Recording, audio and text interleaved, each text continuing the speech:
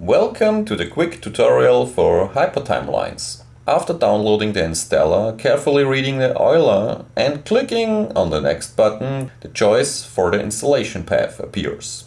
HyperTimeLines will be installed momentarily and the installer can be closed by clicking the Finish button. The installer creates a start menu as well as a desktop icon named HTL, HyperTimeLines. First start, enter the registration email. This should be the same email used for the purchase of HyperTimeLines. The function overview of HyperTimeLines. The main area contains the year timeline, which shows a range of dates according to the chosen zoom factor. The today's day is shown with a vertically dashed line, and the date cursor shows the date from the year scale at the mouse position in the top info bar. The buttons in the top area are the New Item button for creating new events, the Edit Items button to switch between the Edit mode and the View mode. The Date selector can be used to quickly jump between dates. The No Ref Set button clears a set reference date. The plus/minus buttons and the zoom factor changes the time span of the timeline view. The Show All button sets the zoom factor accordingly so that all events fit in the timeline view. With a click on the Today button, the timeline view centers around the today's day. And the Center button vertically centers the timeline in the middle of the window.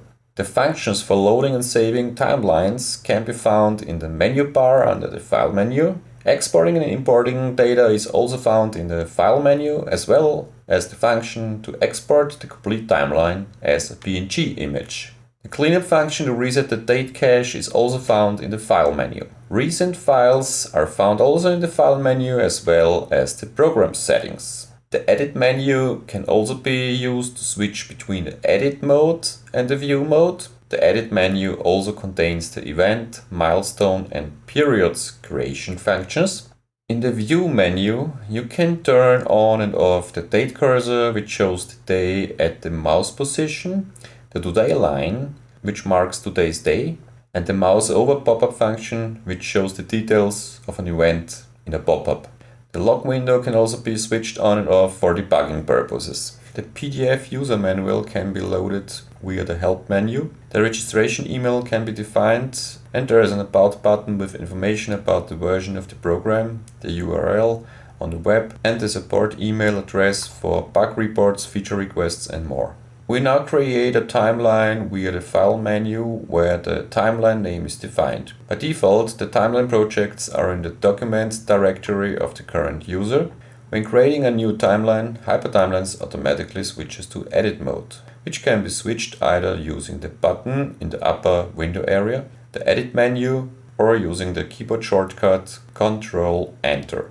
The date cursor also indicates the Edit mode with the word Edit to the right of the cursor date. The project name is displayed in the lower info area next to the star. The word Modified indicates a modified, not yet saved timeline project. New timeline items can either be created with the New Items button in the upper window area or with a right click in the timeline area. The respective function can be chosen in the Edit submenu, as well as with the keyboard shortcuts Ctrl-E, Ctrl-M and Ctrl-P. The label, in other words the name of the timeline element in the timeline, is defined in the Properties editor. And you can also define a text in the description that is then displayed in the mouse over pop-up under the image, if one has been defined.